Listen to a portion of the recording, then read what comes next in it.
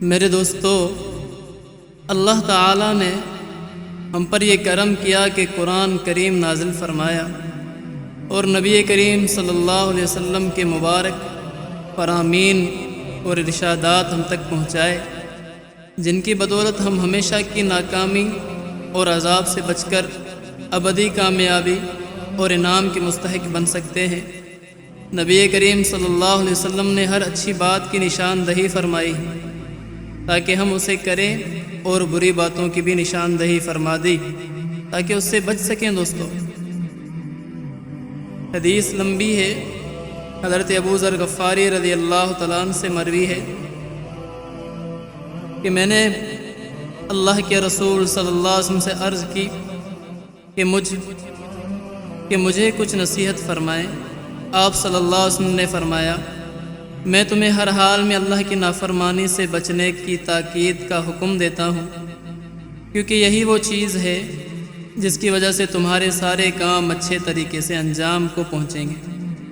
میں نے عرض کی، یا رسول اللہ صلی اللہ علیہ وسلم، مزید نصیحت فرمائیں۔ آپ صلی اللہ علیہ وسلم نے فرمایا، قرآن کریم کی تلاوت اور اللہ کا ذکر خوب کیا کرو، کیونکہ ان کی وجہ سے آسمانوں میں تمہارا اچھا تذکرہ ہوگا اور زمین میں تمہیں نورانی ایمانی عطا کیا جائے گا۔ میں نے عرض کی، مزید نصیحت فرمائیں۔ آپ صلی اللہ علیہ وسلم نے فرمایا، تم زیادہ خاموش رہا کرو، کیونکہ یہی چیز شیطانی حملوں سے بچانے والی ہے اور دینی امور میں تمہاری مددگار ہوگی۔ میں نے عرض کی، مزید نصیحت فرمائیں۔ آپ صلی اللہ علیہ وسلم نے فرمایا، بہت زیادہ ہنسنے سے بچو، کیونکہ یہ چیز دل کو مردہ کر دیتی ہے اور چہرے کی رونق کو ختم کر دیتی ہے۔ میں نے عرض کی، مزید نصیحت فرمائے یا رسول اللہ۔ آپ صلی اللہ علیہ وسلم نے فرمایا، سچی بات کہو اگرچہ کڑوی ہی کیوں نہ لگے۔ میں نے عرض کی، یا رسول اللہ مزید فرمائے۔ آپ صلی اللہ علیہ وسلم نے فرمایا، اللہ تعالیٰ کی اطاعت میں کسی کی ملامت اور طعن و تشنیع کی پرواہ نہ کرنا۔ میں نے عرض کی، مزید نصیحت فرمائیں۔ آپ صلی اللہ علیہ وسلم نے فرمایا، لوگوں کے عیوب تلاش کرنے سے بچو اور اپنے کوتاہیوں پر نظر رکھو۔ تو یہ ساری حدیث مبارک میں جو حضرت ابو ذر غفاری رضی اللہ تعالیٰ عنہ اللہ کے نبی صلی اللہ علیہ وسلم سے ارشاد فرماتے گئے کہ یا رسول اللہ مزید نصیحت فرمائیں، تو اس میں آخری نصیحت غور و فکر کے قابل ہے کہ لوگوں کے عیوب تلاش کرنے سے بچو اور اپنے کوتاہیوں پر نظر رکھو۔